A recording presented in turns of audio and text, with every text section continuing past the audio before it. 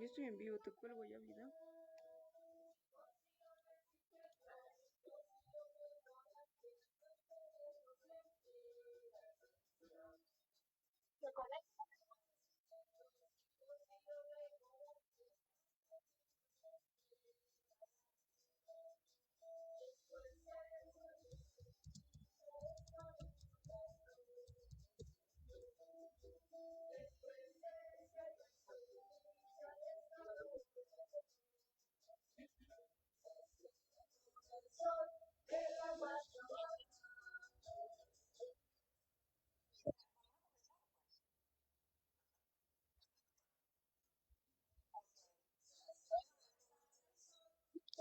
Momentito, momentito.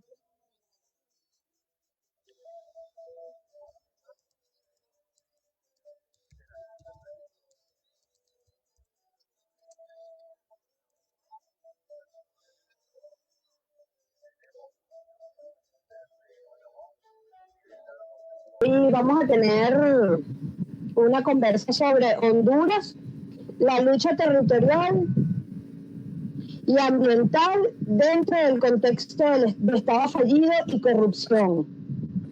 Para esto, este tema lo va a desarrollar el compañero Christopher Castillo y el compañero moderador va a ser Bernardo Corrales de Costa Rica. El compañero Christopher Castillo es del Movimiento Alternativa de Reivindicación Comunitaria y Ambientalista de Honduras, ARCA.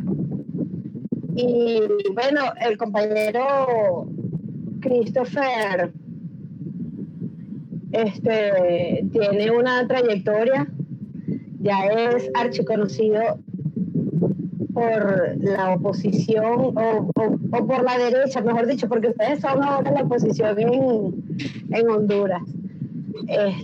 A nosotros aquí en Venezuela nos hacen oposición, que son los de derecha, nos hacen esas cosas a nosotros. Bueno, Christopher, saluda a tu público.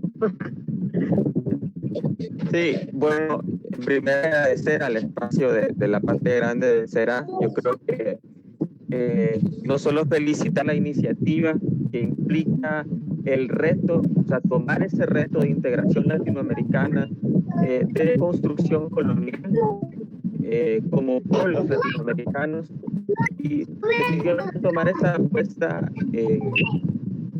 dentro de los espacios organizativos es algo muy importante para poder lograr proyectos de libertad más colectivos, proyectos de libertad que involucren la diversidad que implica Latinoamérica como tal. Entonces, yo les agradezco por permitirme exponer un poco más sobre este país, Honduras, ante Latinoamérica, y bueno, pues para que conozcamos mejor cómo se mueve también la derecha en Centroamérica y en estos territorios. Gracias. Gracias a ti, Christopher. Sí, uno no conoce, aquí en Sudamérica no se conoce la realidad de Honduras. Hubo un momento que estábamos muy afín con el pueblo hondureño, cuando, bueno, que las relaciones más bien entre gobierno, entre los pueblos siempre ha habido mucha relación. Pero aquí en realidad no se conoce de las luchas que se llevan en Honduras. Entonces, un poco, eso, sabemos que siempre la derecha actúa de la misma forma, desaparecer a los luchadores de izquierda, a los revolucionarios y las revolucionarias, pero bueno, cuéntanos tú mismo, cuéntanos cómo es eso, cómo está la cosa allá.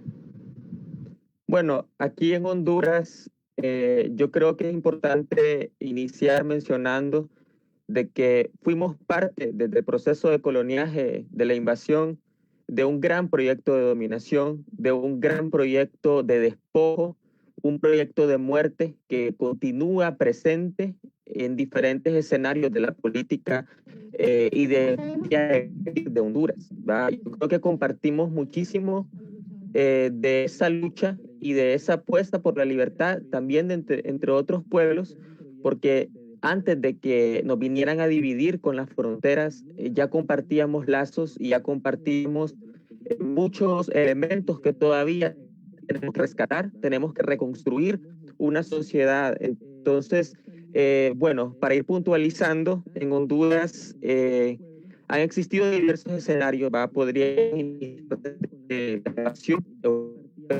todo el proceso de colonizaje que ha implicado, y bueno, desde la, entre comillas, independencia que se firma. Es un proyecto que yo digo aquí que Honduras tiene pendiente firmar, Honduras tiene pendiente construir su independencia, más allá de lo que diga un acta constituida en 1821. Tenemos pendientes el proceso de libertad y de independencia como pueblo realmente. Entonces, han habido diferentes escenarios en Honduras de resistencia, en especial las resistencias indígenas, de resistencias territoriales, porque una de las grandes apuestas de este sistema es precisamente el despojo de los territorios y precisamente implica el desplazamiento forzado de nuestra gente, de sus territorios, para poder llevar a cabo esos planes negativos y tan violentos de poder quedarse con esos recursos que tiene Honduras. Es que Honduras es un país rico en recursos y obviamente con su posición geográfica implica un elemento de importancia para el imperio y para las transnacionales. ¿Va? Desde Honduras se han invadido otros pueblos. ¿Va? Desde Honduras se gestó, por ejemplo, invasiones a Nicaragua. Recientemente ya se hablaba sobre posibles invasiones a Venezuela desde Brasil, desde Colombia y desde Honduras. De hecho, Arca denunció públicamente el movimiento militar que hubo hace un mes.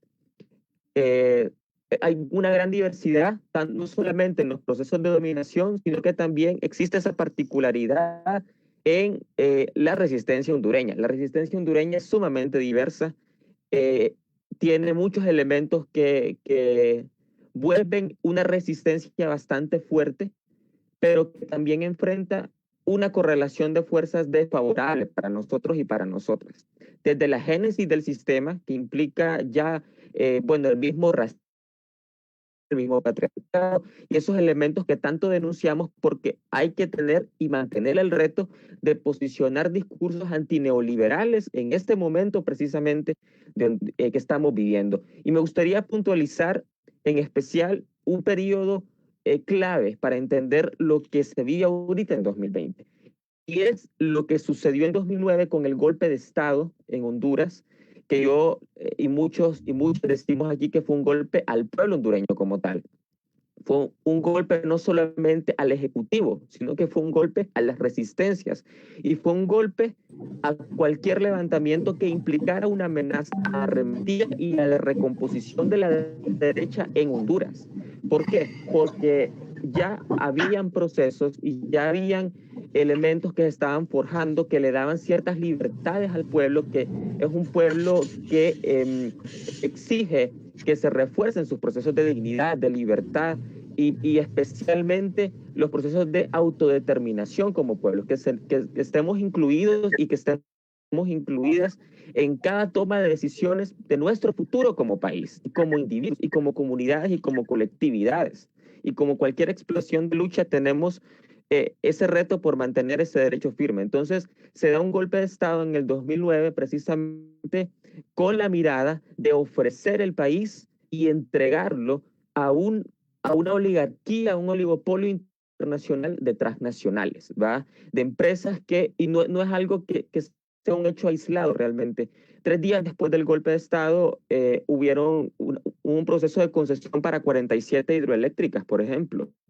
En plena crisis, 3 días después de haber dado golpe al Ejecutivo y al pueblo, como digo, dan un proceso de concesiones. En total, para que ustedes se hagan una idea, un país como Honduras, que es un país territorialmente hablando pequeño, no tenemos un territorio tan grande como tal vez lo tiene México o lo tenga Brasil, pero sí ya suman más de 950 concesiones para minería, tanto en proceso de estudio, tanto en proceso de explotación, como en diferentes estadios que se han inventado estas burocracias.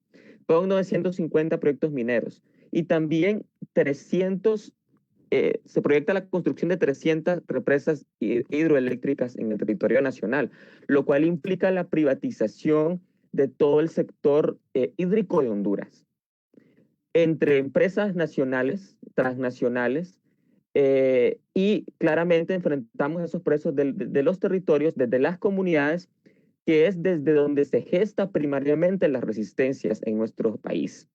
¿Qué más podemos mencionar? Fruto de ese golpe de Estado, se elaboró también todo un marco jurídico, que es una cuestión horrible que se ha inventado desde esa lógica jurídica, clasista incluso, donde Honduras se convirtió, en especial el departamento de Comayagua, en el departamento que más rápido daba concesiones ambientales de toda Latinoamérica. Eso fue a meses del golpe de Estado. Fue en el gobierno, en el gobierno de facto de Roberto Micheletti, fue que sucedió ilegítimamente al presidente Manuel Zelaya. Sin embargo, frente a todo ese proceso de entrega, de despojo, también se levantaron diversas resistencias en los territorios de todo el país. En especial, culturalmente se conformó un frente, ¿verdad? El Frente Nacional de Resistencia Popular, que fue quien dio vida a un sinfín de luchas y a un sinfín de resistencias que daban esa apuesta por contrarrestar los efectos del golpe de Estado y por restaurar, digamos, un orden democrático que, a mirada de muchos movimientos, estamos viviendo una dictadura, los que antes del golpe ya estábamos en dictadura, ya teníamos una dictadura del imperialismo, una dictadura económica de las transnacionales y de los bancos internacionales, que todavía tenemos pendiente por echar para atrás. Pero se consolida a partir del golpe de Estado este proceso de dictadura, en donde toma protagonismo dentro de esta esfera dictatorial una organización política partidaria que en Honduras se llama Partido Nacional. El Partido Nacional de Honduras no solamente tiene la apuesta de la ultraderecha, es el partido que aglutina, digamos, los grandes criminales del país. Es el partido que tiene la apuesta de la derecha norteamericana, es quien es el sector más servil, digamos, a los intereses transnacionales en detrimento de cualquier derecho del pueblo hondureño. Y en ese sentido, la lucha contra el Partido Nacional es la lucha por la vida, es la lucha por la dignidad y es la lucha por la liberación. Y el ser Honduras una base, porque Honduras ya cuenta con 9 bases entre oficiales y extraoficiales de Estados Unidos. Esas bases, ya se están construyendo nuevas, pero también se está gestando aquí una central de inteligencia. Entonces el Partido Nacional representa esto, representa lo servil que es para poner a disposición el territorio en detrimento del pueblo hondureño para las transnacionales. Y no solamente eso, sino que el Partido Nacional, que tomó ese papel protagónico espurio en el estado de Honduras, realizando golpes electorales, robando elecciones descaradamente, denunciado y probado por el pueblo, también es la gran apuesta de un nuevo sistema de que hay en nuestro continente. Bueno, yo digo nuevo, al menos en su consolidación de este orden, y es el enclave del narcotráfico. No podemos hablar del Partido Nacional, no podemos hablar de la resistencia contra el Partido Nacional y su hegemonía política, y no podemos hablar de la derecha en Honduras sin mencionar el narcotráfico, sin mencionar el crimen organizado, lo que implica su inserción en las estructuras del Estado y en los procesos de toma de decisiones de este país. Y precisamente el golpe de Estado planteó eso dentro de sus anillos más cercanos de corrupción, porque es que aquí no solamente es el Partido Nacional, sino que hay estructuras político-partidarias que le apoyan y también estructuras económicas. Por ejemplo, la Comisión Hondureña de la Empresa Privada, que es el COEP, diferentes comisiones de ambiente y de recursos energéticos, porque también Honduras se ha convertido en un enclave energético, paralelamente a otros procesos de entrega territorial y otros macroproyectos.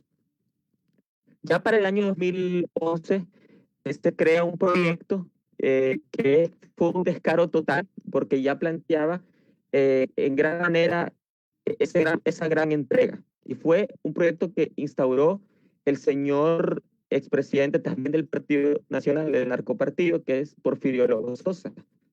Pepe Lobo promovió un proyecto que se llamaba Honduras is Open for Business, que convertía a Honduras, digamos, en un paraíso fiscal para las transnacionales y convertía a Honduras en un territorio fértil para que estas grandes empresas pudieran laborar en el país con total impunidad.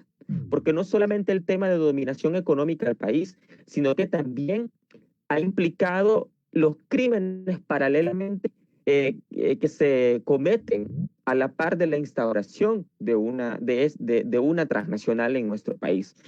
Aquí han habido asesinatos claros, secuestros, exterminios, que se han denunciado, y Honduras ha tenido sentencias de la Corte Interamericana de Derechos Humanos. Honduras tiene 9 sentencias pendientes que no cumple, ¿va? Desde el año 1995, iniciando con el crimen contra la compañera Yanet Caguas, en la zona norte del país.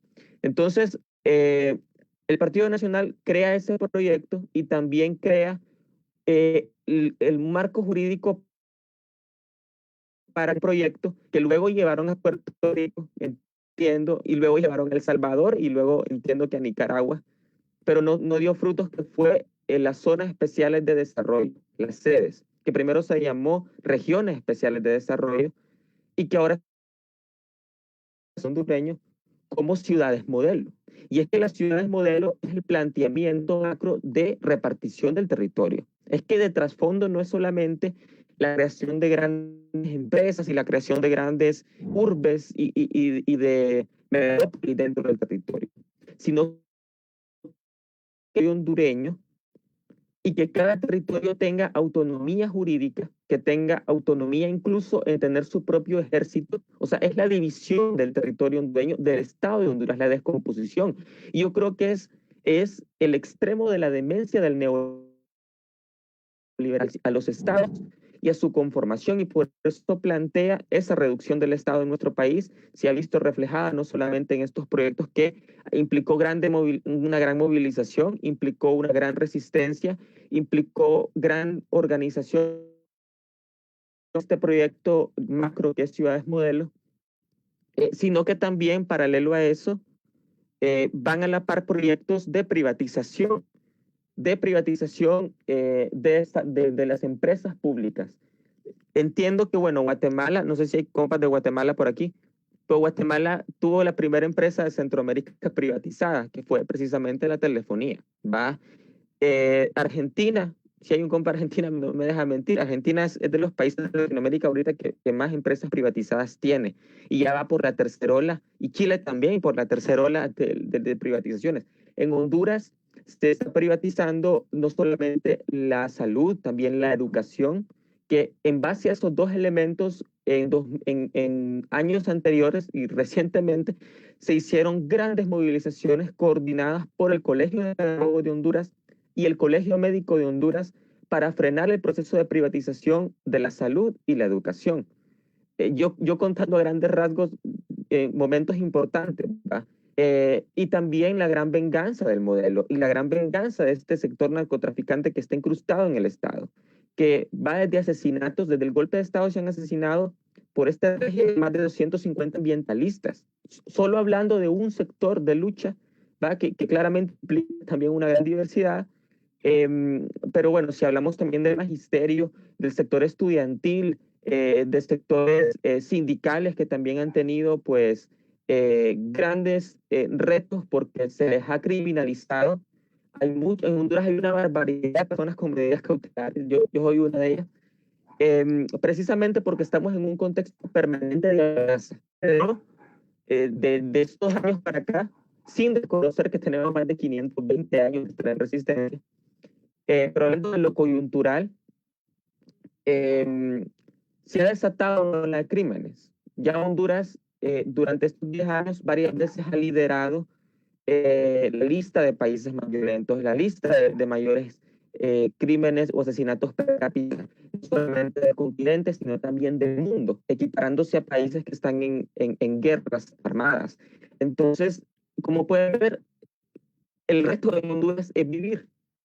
El reto de Honduras es levantarse cada día y garantizar desde nuestras posibilidades que que vamos a estar vivos y que vamos a sobrevivir a un modelo que no solamente oprime desde la punta de fusil, sino que también oprime desde lo cotidiano, oprime desde lo doméstico, ¿verdad? Con todo su esquema de dominación, pero que también se le ha levantado grandes resistencias. Entonces, bueno, por aquí me quedo por el momento.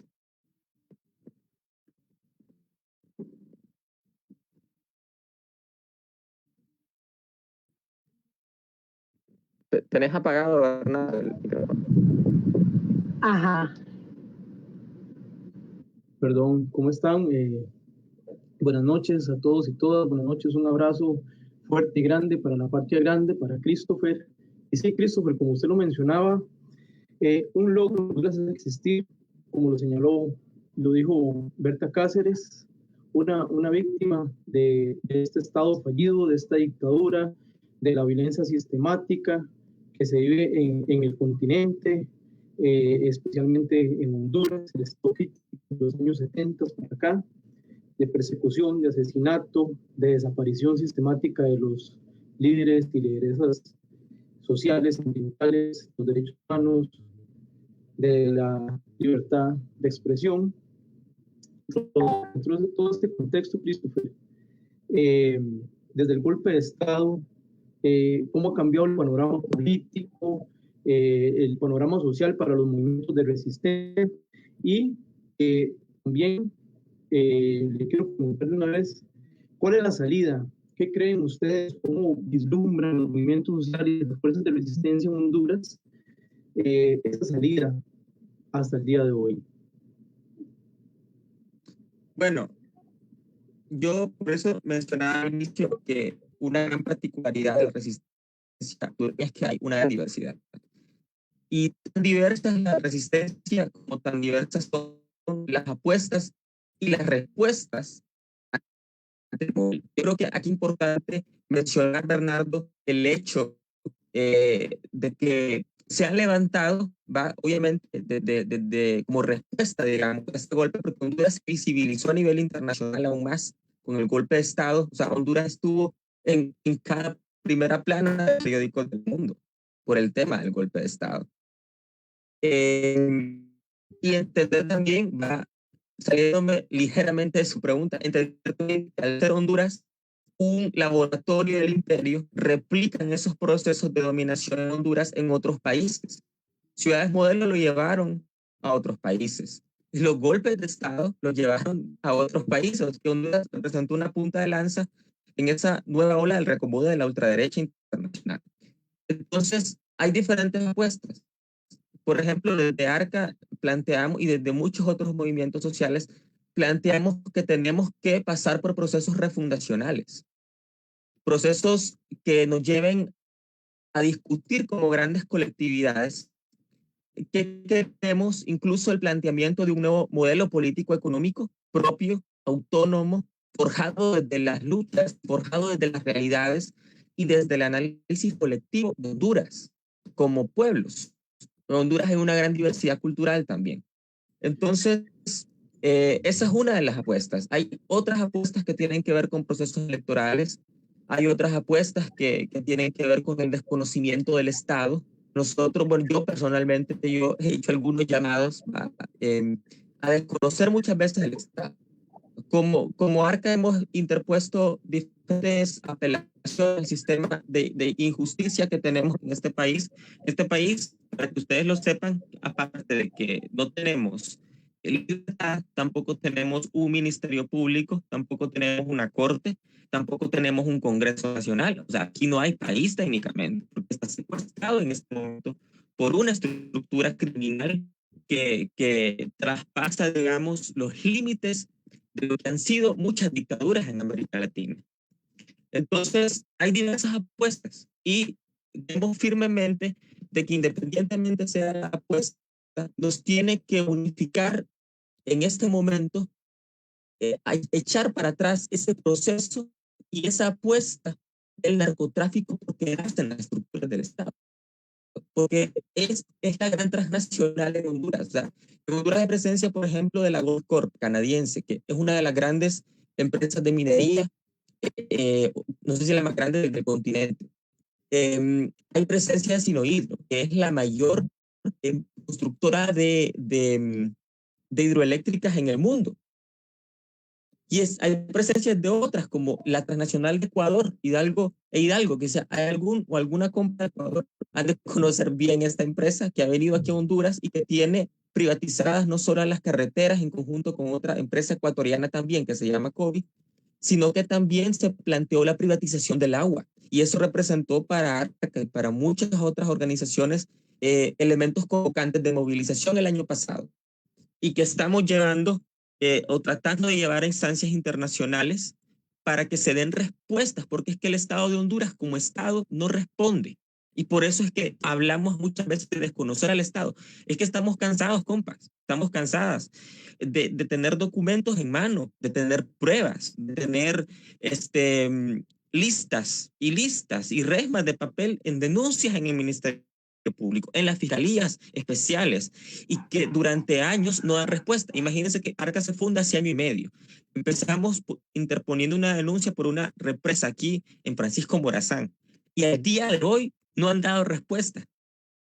Y ustedes conocieron bien, muchos movimientos sociales del continente conocieron también la lucha que tuvimos por la defensa de la tierra en conjunto con organizaciones comunitarias de la tierra y también contra la privatización del agua. Y yo les digo, poniéndoles en contexto y agradeciendo el acompañamiento de muchos movimientos sociales del continente, que todavía no han dado respuesta. El Estado de Honduras no ha dado respuesta. La respuesta que dio fue intensificar procesos de criminalización, fue financiar campañas de desprestigio en nuestra contra, fue gestar procesos para atentar contra nuestra vida. Bueno, para nosotros las amenazas a muerte, bueno, recientemente yo, Bernardo, le contaba, hace 4 días en redes sociales, perfiles falsos comenzaron a enviar amenazas en mi contra. Y yo decía tristemente, porque no se puede normalizar la violencia, pero yo decía tristemente, ya para mí y para muchos y muchas aquí es algo cotidiano, lastimosamente, y no deja de ser condenable. No deja de ser un elemento por el cual seguimos diciendo que tenemos que promover la cultura de la denuncia, pero no solamente la cultura de la denuncia que tiene que ver a apelar a un ministerio público raptado por un Oscar Chinchilla, que fue reelecto de manera espuria por esta dictadura en un Congreso Nacional que no tenía la capacidad jurídica para hacerlo. Tenemos que apelar también a la justicia de los pueblos. Y esa es una premisa del desconocimiento al Estado, porque ¿de qué nos sirve estar apelando y que nos digan regrese dentro de 3 meses si el conflicto permanece? Compas, que les estoy diciendo de que aquí han habido resistencias en han prendido fuego alrededor de los campamentos de los bosques. Y recientemente han secuestrado, han desaparecido forzadamente a 3 compañeros garífunas del norte del país, de la comunidad del Triunfo de la Cruz. Una comunidad que había ganado una sentencia ante la Corte Interamericana de Derechos Humanos, organizada también en la Organización Fraternal Hondureña, OFRAN, que es una organización con décadas de trayectoria y de lucha, pero que se le desconoce de este estado criminal precisamente por su postura no solamente antineoliberal, que da respuestas, como muchas otras organizaciones, respuestas claras a las comunidades. Procesos de asesinato, ya mencionaba un dato increíble, en el 2017 la Global Witness dijo que Honduras era el país más peligroso del mundo para defensores y defensoras del medio ambiente, como un alto nivel de peligrosidad. Y yo me pregunto, es que aquí matan en total impunidad. Yo tengo 25 años y tengo medidas.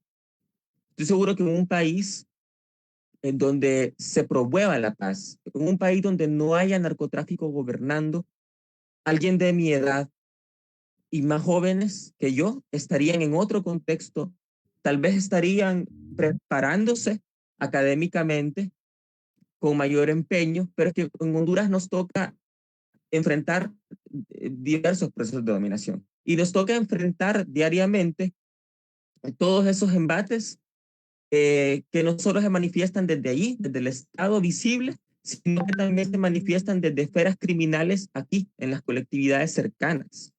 Yo les pongo un ejemplo, y saludando a las comunidades de Arca en Cortés, creo que están viendo el en vivo. Allá se está instalando, compas, una térmica a la orilla de la playa. Nos organizamos hace una semana con las comunidades. Y esa térmica, y lo digo aquí, y créanme que todo lo que estoy diciendo lo digo completamente consciente de que trae grandes represalias en mi contra. Trae grandes riesgos en mi contra. Pero lo digo porque yo confío en la justicia de los pueblos.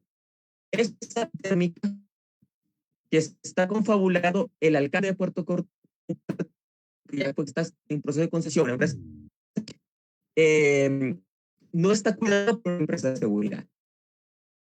Está cuidado por maras. Allá amenazan a las comunidades que están alrededor. Y lo hacen, contratan precisamente no para cuidar, que los pueblos no somos criminales.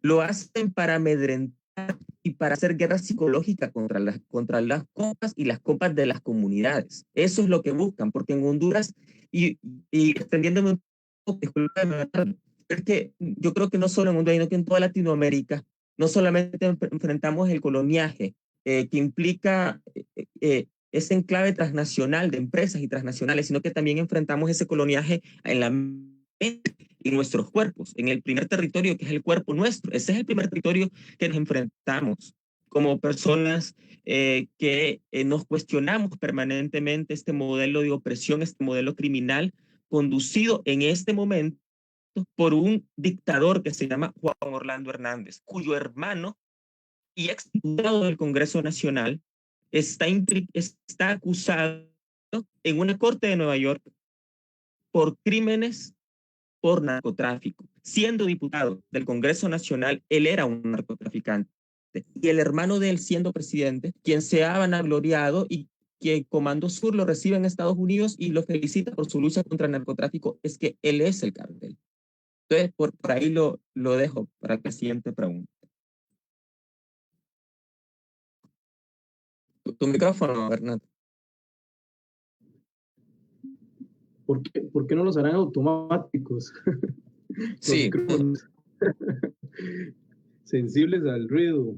Vea, viendo todo este panorama y a sabiendas que en Honduras se han dado luchas a nivel internacional, como la de Río Blanco, las agresiones a los pueblos mestizos, a los pueblos originarios, a pueblo lenca, a los garífunas, ya ha hablado, la lucha del Bajo a Juan, del proyecto urbanístico que se acaba de mencionar un poco, el de la Tigra, entre tantos, este panorama tan complejo que si lo comparamos con lo que está pasando ahorita con la crisis, digamos, sanitaria del COVID-19, lo que hay es una gran viralización del Estado fallido, o sea, todos los sectores en Honduras están podridos. Dentro de este contexto, explícanos un poco más cuáles son las propuestas de la refundación, qué busca la refundación y cuál es el papel que está jugando el expresidente Manuel Zelaya en este momento también. Sí, bueno, es una pregunta bastante compleja, es una pregunta que pudiera ser respondida de muchas formas, pero objetivamente, ya he hablado un poco sobre esas condiciones, la intensificación de la injerencia gringa aquí, precisamente tiene esa apuesta de impunidad, y en esa esfera de impunidad, en donde pusieron a un fiscal general corrupto, en donde hay un presidente de la Corte corrupto, en donde hay un presidente del Congreso Nacional, Mauricio Oliva, que es un corrupto, involucrado en crímenes, en donde hay un presidente corrupto, y en donde muchos fiscales y en donde muchos medios de comunicación son corruptos, entonces tienen condiciones para robar. Posgolpe de Estado se dio, como mencionaba, ese proceso de concesión masivo, porque tenían el contexto libre. Y la llegada del COVID-19 representó ese segundo momento en donde también tienen libre, porque las personas no podemos salir a las calles, no podemos ejercer una resistencia como de repente las hemos estado en Honduras, en donde tomamos las calles y tenemos poder en las calles. Hecho, bueno, yo les comento, tuvimos nuestro primer caso el 2 de marzo, los dos primeros casos confirmados el 2 de marzo. No esperaron ni un mes, y lo digo riéndome porque es que es cínico el sistema, es que es totalmente descarado este régimen. No pasó ni un mes, compas, cuando estábamos denunciando que el Ministerio de Ambiente aquí había aperturado un sistema de concesiones por internet, saltándose procesos de cabildo abierto, saltándose procesos de consulta previa libre informada. Ya había atentado contra la consulta previa libre informada. Oscar Nájera, que es un gran corrupto allá en la zona norte del país, que es diputado y que es un gran criminal, se les dio ese sistema virtual. Luego fueron aperturando otros sistemas virtuales. ¿Y sabe qué, compas y compas? ¿Saben qué vimos? Vimos de que los militares, porque es que antes de entrar a este punto, aquí en Honduras hay 3 poderes, ¿va? Y lo digo en teoría, porque es que aquí el poder es el narcotráfico. Está el poder ejecutivo, que es donde está el dictador en Orlando, el poder legislativo y el poder judicial. Pero se inventaron un cuarto poder, y este cuarto poder es el Consejo de Seguridad Nacional, creo que así se llama. Consejo de Seguridad Nacional, que está coordinado por los 3 poderes y también en conjunto con un señor que se llama Tito Livio, que aquí en Honduras, y este señor, entre los 4, formaron su argolla, en donde desde ahí hacen sus crímenes con mayor impunidad. En Honduras hay 66 fuerzas militares permanentes, para que se hagan una idea de cuán fuerte es esto. Entonces vimos de que ese Consejo de Seguridad Nacional, compas, cada vez tomaba más protagonismo. Y nosotros veíamos que cuando decían vamos a tomar medidas económicas por la crisis del COVID, entonces no salía el ministro de Economía, sino que salía un militar. Y en vez de que saliera el colegio médico, que nunca le dieron el lugar que tenía que tener, salía un militar o un policía. ¿Por qué? Porque la militarización no solo viene desde las calles. Claro, obviamente sufrimos militarización en las calles, que es un hecho condenable, permanentemente condenable y repudiable de parte del pueblo. Sino que también la militarización está en la estructura del Estado. O sea, hay militares en los lugares de toma de decisión del pueblo. Militares que claramente están subyugados a un régimen dictatorial como el que tenemos, que no es solamente una dictadura. No solamente, yo les invito a todos los compas de Latinoamérica que tengan la oportunidad de ver este mensaje, para que entendamos que en Honduras, yo creo que al igual que otros pueblos como Colombia, no solamente es una dictadura ideológica, no solamente, como te decía ayer, Bernardo, no solamente es la herencia de la ideología de Mussolini y del fascismo, sino que es también un enclave en narcotráfico. Entonces, ese elemento, si no se tiene en cuenta en toda la sopa de ingredientes y con ingredientes que tiene Honduras, no vamos a entender muy bien lo que pasa en Honduras, y que es el narcotráfico. Entonces, ¿qué ha sucedido? Ya se han robado, miren, se han robado, yo creo que ustedes tienen que haberse dado cuenta cuando la MASI llegó a Honduras, que fue una lucha que se hizo en protesta cuando hubo un saqueo del Seguro Social, cuando robaron 3.000 millones. Para que se hagan una idea, ahorita ya llevan más de 11.000 millones robados de dólares. De lempiras, perdón. Bueno, no recuerdo la cifra correcta. Es que la cifra varía todos los días. Aquí, mira, antier sacaron un permiso, un préstamo al Banco Interamericano. Y es que la semana pasada otros miles de millones a otro banco. Y es que después al otro banco. Y es que después dicen de que tuvieron que sacar de las arcas del Estado porque les urgía esto, que por lo otro. Fíjense que han llegado al descaro de que se inventaron de que el New York Times había dicho de que el gobierno de Juan Orlando había actuado bien y que era un líder y que era, bueno, que era un referente en la lucha contra el COVID. Lo dijo un medio de comunicación aquí que se llama La Tribuna y lo dijo, obviamente, en las páginas de la dictadura. Y el New York Times lo desmintió, como Turquía también desmintió que se le hubieran comprado los hospitales móviles en su momento, porque han llegado a niveles, han llegado a esos niveles de descaro, ya han llegado a esos niveles de cinismo en donde ya no les importa mentir a nombre de otro, incluso de otro gobierno, sino que ahora están en una total impunidad y ya no les da vergüenza. Si es que en un en vivo que hizo este señor que dice ser presidente, que nos da vergüenza que diga que es presidente, en un en vivo que hizo hace unos 2 o 3 días, vía Zoom, dice para el pueblo, para su gente, a su oligarquía, el presidente de su partido, que es Reinaldo Sánchez, que es otra persona que obviamente tiene mucho que cuestionarle, preguntó dónde están las caletas. En lenguaje del narcotráfico, caletas es donde esconden la droga, donde esconden el dinero. Y obviamente yo les voy a pasar el video a la organización que me lo pida de Latinoamérica para que ustedes vean que Reinaldo Sánchez lo dijo en público y el presidente se preocupó porque lo dijo en un envío nacional. Entonces, obviamente, la reacción del pueblo no fue de una gran sorpresa porque ya sabemos lo que está pasando. Y somos, digamos que muy conscientes y hay mucha valentía en el pueblo hondureño en denunciar constantemente esto. O sea, hay una gran,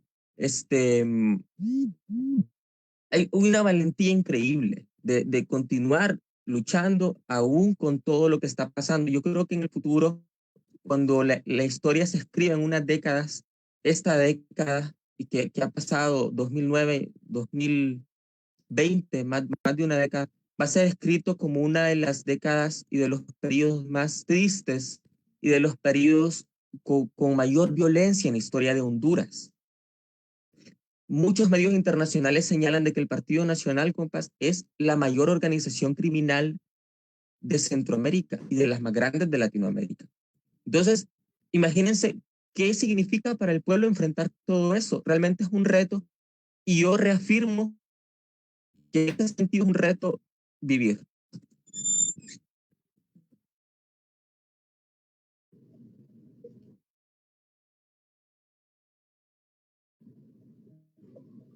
Antes de pasar a otras preguntas, Christopher, y llegar a una conclusión con todo esto, vamos a leer algunos saludos que nos llegan vía las redes sociales desde Uruguay.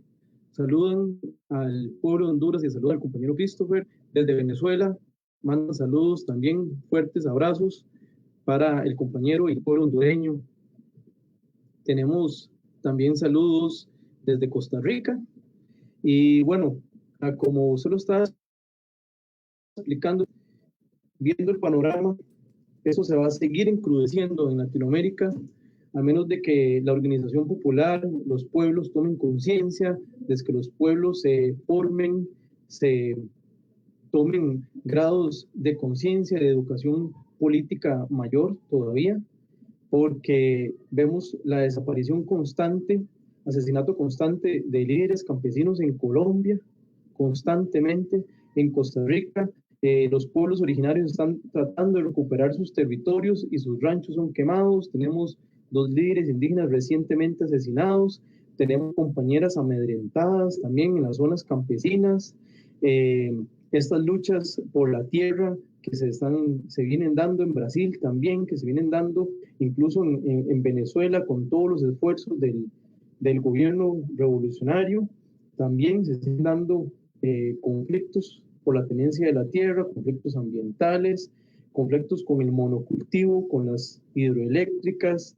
O sea, estamos en un panorama de lucha, en un panorama que no nos queda otra más que lucharla, que poner el pecho a esta nacionalización de la violencia, de la opresión a los pueblos, y por eso este espacio se llama así, La Patria Grande Vencerá, en la búsqueda de la verdadera libertad, la soberanía contra esta hegemonía imperialista, económica, cultural, militar.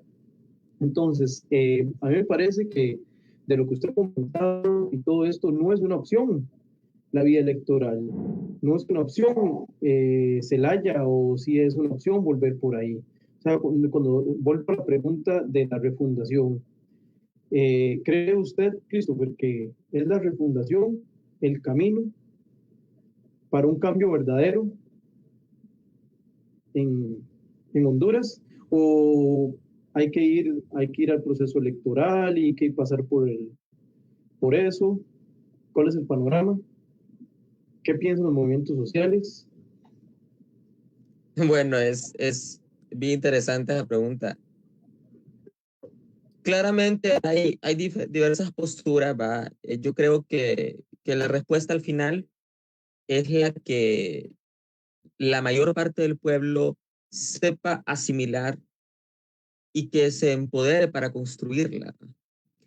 Tenemos 3 procesos electorales que han derivado, obviamente, bueno, ustedes lo han visto, en fraudes descarados, fraudes que no se han tocado, digamos, un poquito de vergüenza para establecerlos, desde el Tribunal Supremo Electoral, en confabulación con empresas privadas.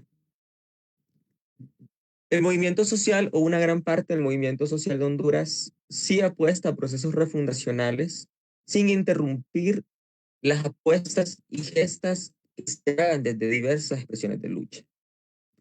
Yo creo que hay apuestas desde lo coyuntural, desde decir cambiemos de ejecutivo, hasta quienes apostamos por cambios estructurales, quienes apostamos por construir, digamos, autonomía, soberanía. Usted menciona algo muy importante, que es el tema de los monocultivos. Bueno, en Honduras hay un problema, un conflicto que se está sembrando palma africana, más y otras plantas que son comestibles para el pueblo, o sea, que es en detrimento también de la soberanía alimentaria de los pueblos. Entonces, definitivamente, a mí en lo personal, si me preguntan, yo creo más en los procesos refundacionales, ¿va? Pero, sin embargo, en cuanto se coincida y en cuanto nos pongamos de acuerdo, porque vamos a participar conjuntamente en un proyecto de libertad como tal, vamos a coincidir y vamos a actuar en conjunto.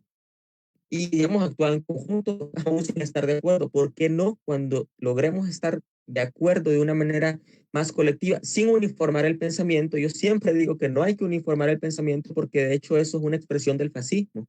De hecho, la diversidad tiene que ser un elemento permanente de discusión bueno, de permanencia en los movimientos sociales, apuestas políticos partidarias en nuestro país. Aquí hay un partido de oposición, técnicamente casi que es el único partido de oposición, que es el Partido de Libertad y Refundación, que surgió de la lucha del Frente Nacional de Resistencia Popular. Y hubieron opiniones encontradas en su momento, pero yo creo que el pueblo tiene mucha sabiduría. Yo creo que el pueblo ha demostrado más de 500 años que somos capaces de resistir y de sobrevivir a este modelo y también enfrentarlo.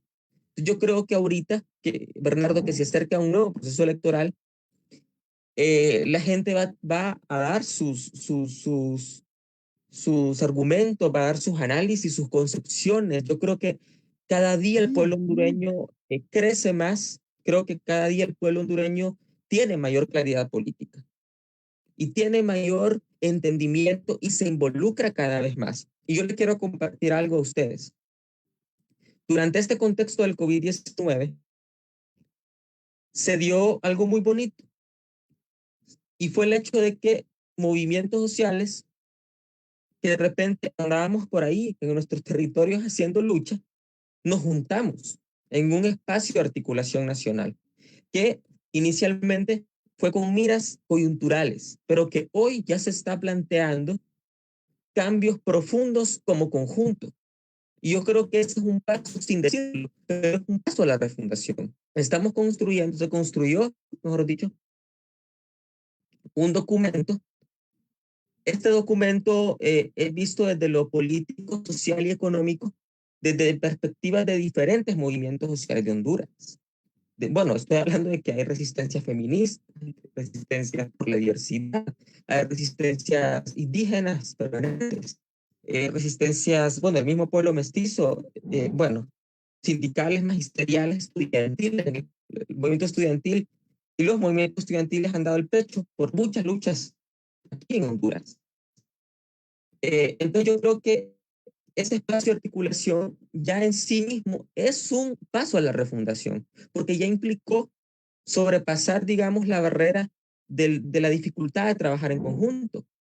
Entonces, eso es un gran logro de las luchas en este contexto de pandemia, en este contexto que nos imposibilita, digamos, a vernos físicamente, pero ahí es donde ocurre un revés del mismo sistema, porque el mismo capitalismo se vale de sus artilugios tecnológicos y de redes sociales y de televisión y de celulares para dominar. También ahorita está sirviendo como herramienta para liberarnos. Está sirviendo como herramienta para que lo que pasa en Cortés, lo que pasa en Comayagua, en el Salto del Ángel, lo que pasa en El Paraíso, lo que pasa en Olancho, lo que pasa en Choluteca, lo sepan los otros departamentos. Incluso lo que pasa en Honduras lo puedan saber ustedes, como está pasando ahorita. Yo creo que es un gran revés que se le está dando al mismo sistema. Disculpo, ando un poco mal la garganta, espero no tener COVID, pero sí, es una gran apuesta, digamos, el espacio de articulación nacional y diferentes otras iniciativas. Por ejemplo, hubo una reunión de movimientos campesinos. Tuvimos 13 organizaciones reunidas desde esa perspectiva de la tierra, desde la defensa de la vida, de los bosques, de los ríos, preguntándonos, compas, ¿qué pasa? Y compas, ¿qué podemos hacer? Entonces yo creo que dar una respuesta sobre cuál es la salida, yo puedo decirlo como Christopher, o puedo expresar lo que Arca ha hablado, que dentro de Arca también es una gran diversidad de pensamientos, hay una gran diversidad de pensamientos porque son más de 40 comunidades, pues. Pero, pero sí expresar de que la respuesta que yo le puedo dar ahorita, Bernardo, la respuesta que yo le doy es que nos vamos a unificar en el proyecto que mayor incidencia tenga contra esta dictadura. Más allá de si compartimos una ideología, una postura teórica o no, vamos y estamos, no es que vamos, es que estamos haciendo ese esfuerzo por liberarnos. Se armó una campaña también porque esos 11.000 millones que yo le digo tampoco es que lo mencionamos solo por decirlo. Levantamos una campaña y apoyamos una campaña también que se llama ¿Dónde está el dinero? ¿Verdad? Que esa campaña es para cuestionar al régimen y expresar que no estamos ignorantes de lo que pasa. Y yo decía en una conferencia de prensa que dimos todos los movimientos sociales. En Honduras, creo que usted la vio, dimos una conferencia de prensa, los movimientos sociales, y yo decía precisamente eso, que es que en este contexto robar es asesinar, porque esos fondos deberían estar destinados a salvar las vidas del pueblo, a los hospitales. Compa, cuando empezó la crisis, el gobierno prometió la construcción de 95 hospitales. O sea, que ni China, que es una de las grandes economías del mundo, lo dijo. Y yo les pregunto, ¿saben cuántos hospitales están construidos de esos 95? Cero. No construyeron nada. Y para justificarlo dijeron que iban a traer unos hospitales móviles. Trajeron una ridiculez de hospitales móviles. Trajeron un chiste de hospitales móviles. Trajeron un insulto de hospitales móviles al pueblo. Es un insulto al pueblo. Es un insulto también a las resistencias. Es un insulto a la vida misma. Porque en los hospitales no son casinos, compa. Los hospitales no son un parque de Disney. Es que los hospitales eran para salvar vidas. Guatemala, creo que hay un compa de Guatemala por aquí. Guatemala es el país de Centroamérica, exceptuando Panamá, que más casos tiene de COVID-19. Creo que ya tiene los 38.000 casos, o 43.000 casos, perdón. Honduras tiene los 37.000 ahorita. Pero, y Panamá también supera, tiene 53.000, creo, pero de todos esos países, Honduras es el que casos activos tiene. Solo 4.000 personas se han recuperado. Más de 1.000 han muerto. Contrastando con Guatemala, que más de 31.000 personas se han recuperado. Ahora, pregunte por qué. Por el robo. Rusia quiso ayudar no sé si a Costa Rica llegaron, ¿verdad? En traer unas vacunas. Y a Honduras, el Estado se puso en plan orgullo y por estas diferencias de ideológicas, porque en Honduras está la ultraderecha instalada, se lo digo, está la ultraderecha y para que lo sepan, como se lo comentaba ayer, Fernando, en Honduras está construyendo la mayor base de inteligencia de Estados Unidos, de Tegucigalpa, en el Boulevard Los Próceres, para que tengan la dirección, que le llaman embajada gringa, que le llaman embajada de Estados Unidos. Ya tenían un gran edificio, un edificio que en un marco de protestas contra la privatización de la salud y la educación, metieron preso un compa que se llama Rommel, que es maestro y que continúa siendo preso político, como los compañeros de Guapinol, presos por la defensa del agua del río Guapinol. Y disculpen que yo me emociono porque es que yo traigo toda la indignación de lo que está pasando en este momento.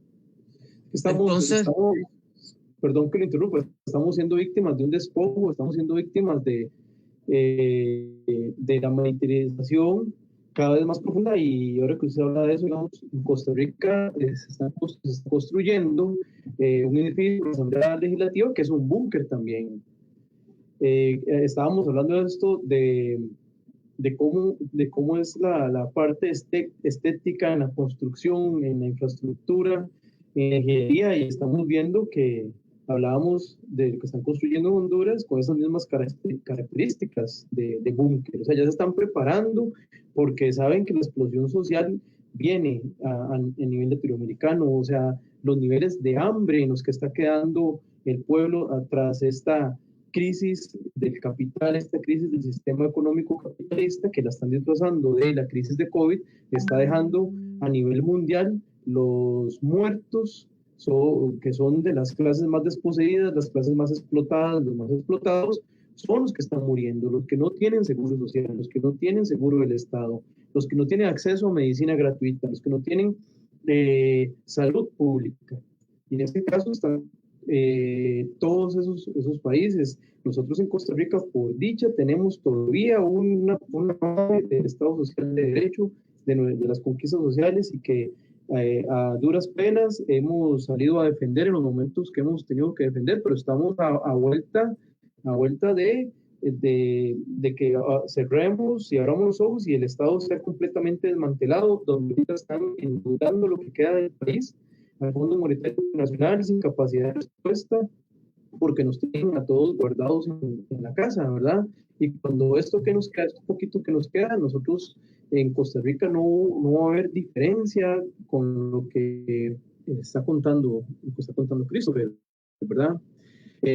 Y dentro de este panorama caótico, porque estamos ya en las puertas del caos, para muchos, para muchas, vemos cómo la diferencia de manejo de la crisis sanitaria ha sido muy diferente. Por ejemplo, en Cuba, en Venezuela, en China, en Rusia, ha sido diferente. Y vemos cómo tener estados solidarios, estados donde está todavía en manos del control estatal la salud, la educación, el agua, la electricidad, los recursos estratégicos, hacen una gran diferencia en este momento. Entonces, nosotros podemos constatar hacia dónde nos está llevando el sistema capitalista, extractivista, monocultivista, imperialista, y cuáles son las alternativas que como pueblos podemos tomar. Con este aporte, con este comentario, quiero darle la palabra también a Luis Fidel, que nos está pidiendo, que quiere hacer una pregunta. Y por favor, Luis, le doy la palabra. Una vez a Luis, muchas gracias por estar aquí desde Puerto Rico. Un abrazo a la patria grande, un abrazo a Puerto Rico, al pueblo valeroso de Puerto Rico. Un abrazo a Honduras y a Costa Rica también. Es muy interesante lo que el compañero presenta sobre todo con la afinidad que nosotros tenemos, algunos que hemos trabajado con hondureños, ¿no? Y garífunas en especial, Capapu Seruba Numata. Yo quería preguntar en ese sentido sobre estos 250 ambientalistas asesinados que se proyecta hacer internacionalmente para tratar de ayudar a aportar desde el internacionalismo, a aportar a la ayuda de ellos y también, ¿no? En estas sentencias internacionales, las 9 instancias que tienen, cómo nosotros podemos ayudar a internacionalizar esa causa, pues como hermanos de la patria grande, ¿no? Esa es mi pregunta.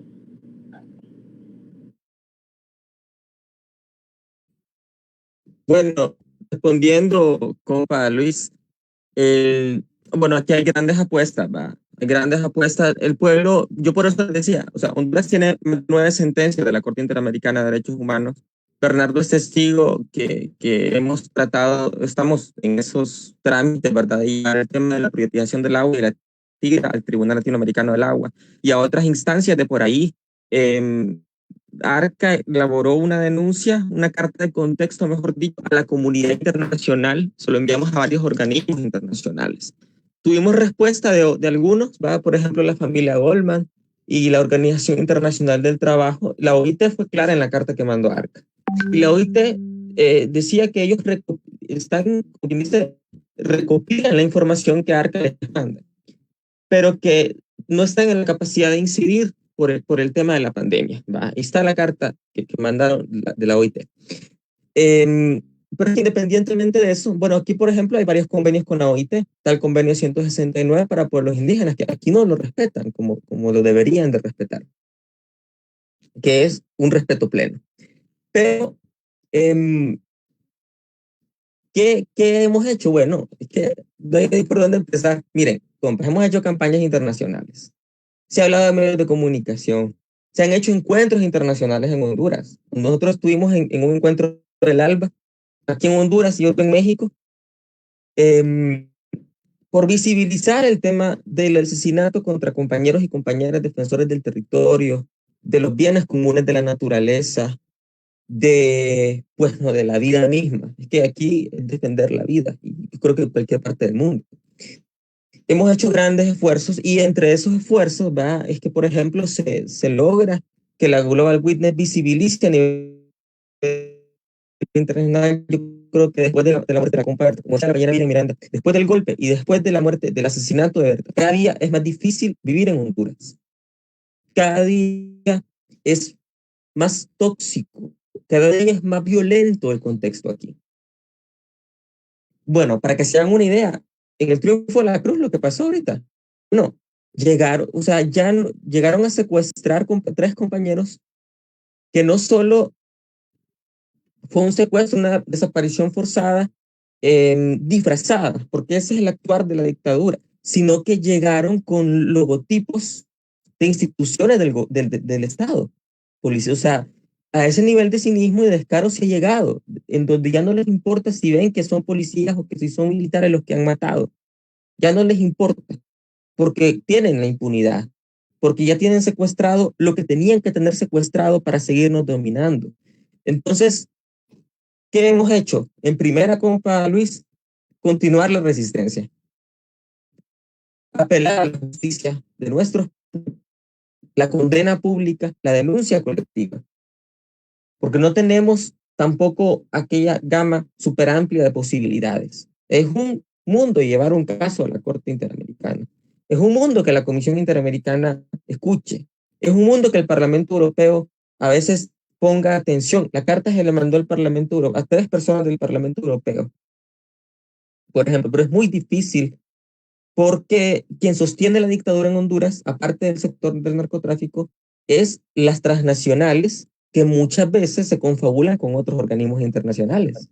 Y esto hay que decirlo. Entonces, al vivir no solamente en un país donde gobierna la criminalidad, sino también en un mundo donde hay un oligopolio, en donde gobierna la criminalidad, entonces a veces no nos queda más caminos que las justicias colectivas que podemos construir desde nuestras posibilidades, que no son pocas tampoco, porque no voy a menospreciar los grandes esfuerzos que ha hecho la resistencia hondureña, porque hemos vencido, muchas veces.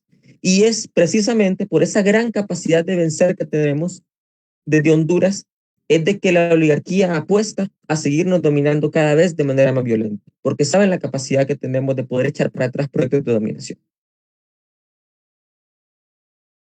Gracias, Bernardo. Entonces apostamos a la denuncia colectiva desde acá. Para ir cerrando, compañeros y compañeras, y Christopher, porque tenemos que dar paso también a los saludos, a algunos efemérides que tenemos.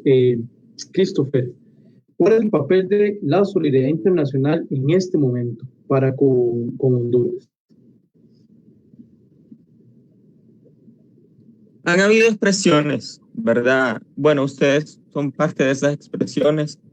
Han habido, bueno, diversos pronunciamientos. Precisamente hablaba con un compañero del Partido Socialista, sí, del PSOL, Partido Socialista de Brasil, y un compa de España, desde donde también estábamos planificando, digamos, algunas acciones de solidaridad.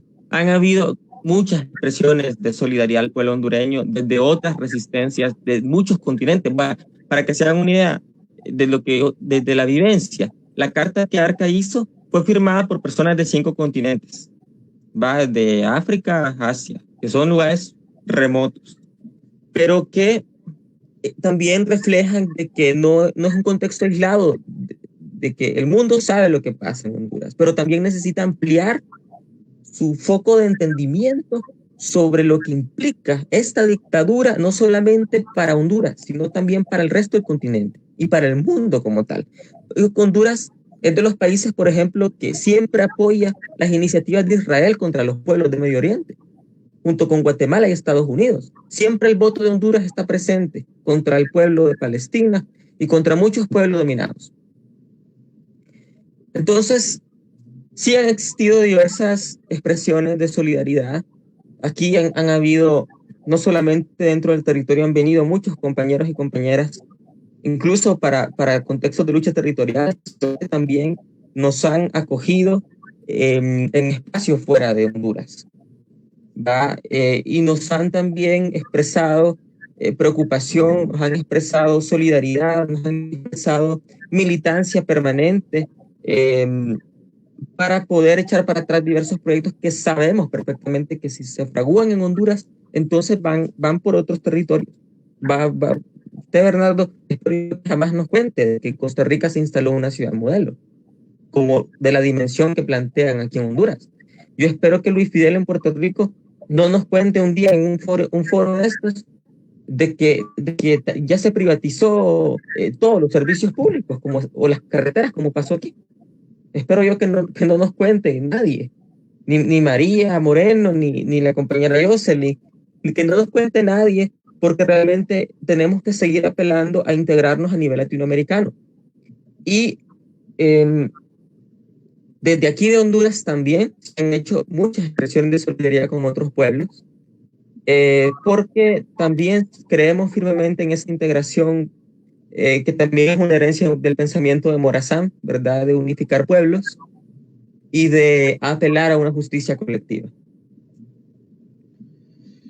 Bueno, Christopher, con todo este tema, con todas estas aclaraciones, con esta triste realidad, nosotros desde la Patria Grande Vencerá, desde nuestra organización, desde nuestro colectivo, le manifestamos toda la solidaridad como militantes, como participantes de movimientos sociales, de lucha, desde nuestras organizaciones, buscaremos todas las maneras para solidarizarnos con todas las luchas de Honduras y con todas las luchas de los pueblos latinoamericanos. Saltan muchísimas preguntas, tenemos en este momento más preguntas como cuál es el papel de la OEA, de la Organización de Honduras, cómo podemos desde los movimientos sociales, desde las otras organizaciones de base, solidarizarnos, qué podemos hacer para acompañar este proceso en Honduras.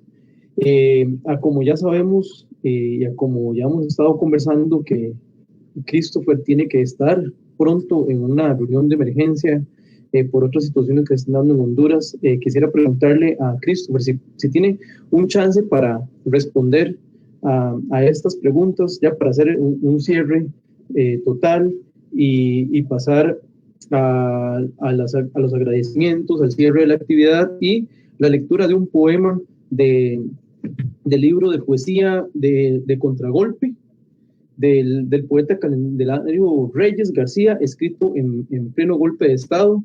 Esta antología de poesía la presentamos aquí en Costa Rica y vendimos bastantes libros en su momento, y este dinero fue para la ayuda y la solidaridad en el golpe de Estado. Entonces, Christopher, ¿cómo está de tiempo para redondear y tocar estos puntos, estas preguntas que nos hacen los compañeros y compañeras a través de las redes sociales y en el chat de la Patria Grande?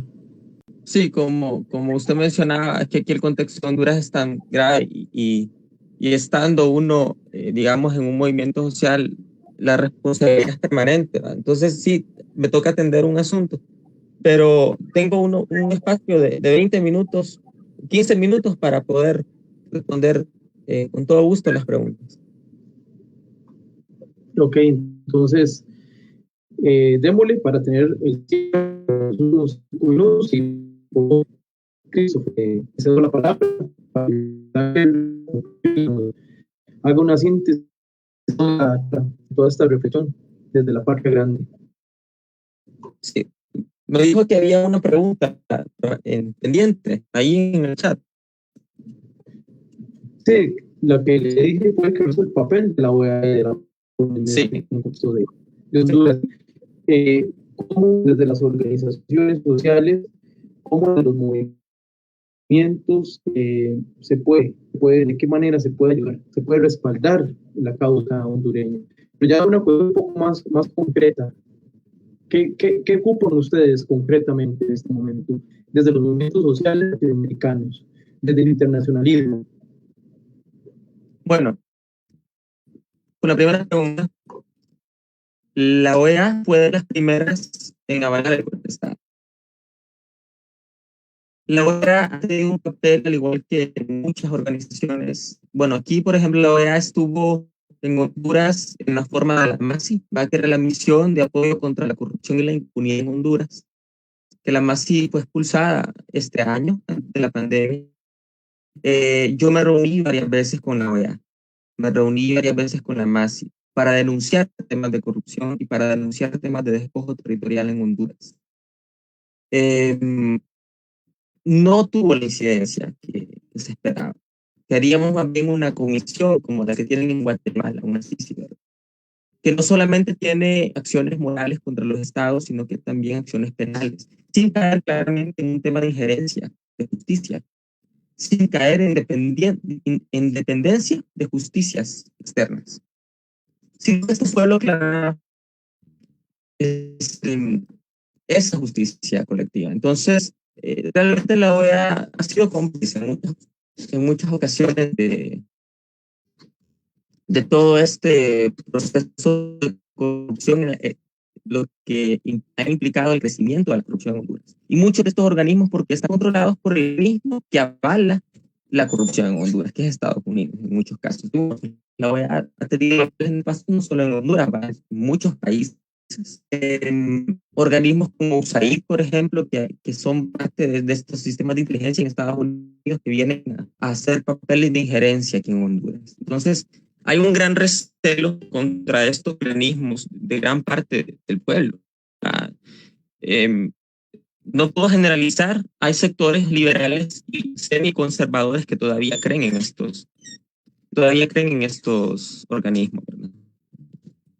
Entonces, y respecto a la segunda pregunta, sobre qué necesitamos, digamos, como pueblo, yo podría enlistar muchas cosas. Yo podría, mencionar tanto y analizar tanto sobre eso, pero yo creo que en este momento ocupamos visibilizar lo que está pasando en Honduras. Primariamente, visibilizarlo y que nos ayudemos también a informarnos sobre lo que pasa en los territorios. Porque yo puedo decirles a ustedes, sobre la Villa San Antonio o la comunidad de Rancho Quemado. Pero ustedes tal vez no conozcan estas comunidades, pero sí conocen a las transnacionales que están invadiendo las comunidades, porque muchas transnacionales están en esos países.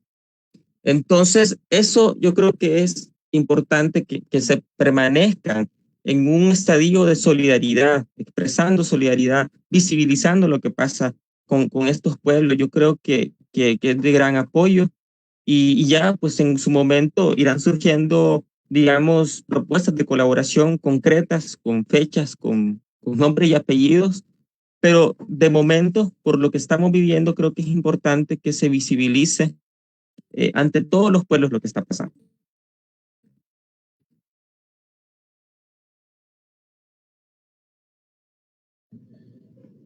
Bueno, compañeros y compañeras, público en general que nos ve en toda la Patria Grande, no nos queda más que apoyar y, como dice Christopher, visibilizar y hacer fuertemente volver a la solidaridad de los pueblos, cada vez profundizarla más, el internacionalismo. Le agradecemos muchísimo, Christopher, por estar con nosotros en este espacio. Le agradecemos muchísimo informarnos, que nos cuente de esta manera, en esta conversación, en esta reflexión. Nos solidarizamos nuevamente con la causa, denunciamos en este espacio público y virtual las amenazas contra la vida del compañero Christopher Castillo, militante de la organización Arca de Honduras, en este momento criminalizado como tantos y como tantos en Honduras. Saludamos desde la Patria Grande Vencerá el 15 aniversario de Telesur. Celebramos también desde la Patria Grande el nacimiento que se celebra hoy, 24, el natalicio del libertador Simón Bolívar. Celebramos, saludamos para el 26 de julio recordar el asalto del cuartel Moncada. Este 28 de julio también celebramos el natalicio del comandante Hugo Chávez.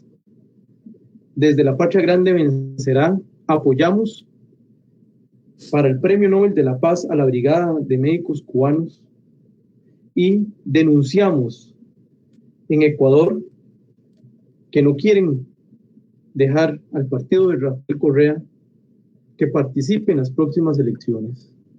Es suspendido en Ecuador la participación del partido de Rafael Correa. Denunciamos esto. Con esto un abrazo fuerte, un abrazo solidario. Los invitamos a seguirnos en nuestra página en Facebook. Los invitamos a seguir la problemática de Honduras, las problemáticas de Latinoamérica, a poder ingresar a nuestra página y ver todas las conferencias que hemos estado guindando ahí en la mundo, que nos informemos cada vez más. Un abrazo todos y todas. Gracias en los controles a Laura, gracias a Jocelyn, gracias a Milagro, a todos los compañeros y compañeras que detrás han apoyado esta iniciativa y vienen apoyando esta iniciativa. Muchísimas gracias. Un abrazo fuerte. Muchas gracias, Christopher. Gracias a ustedes.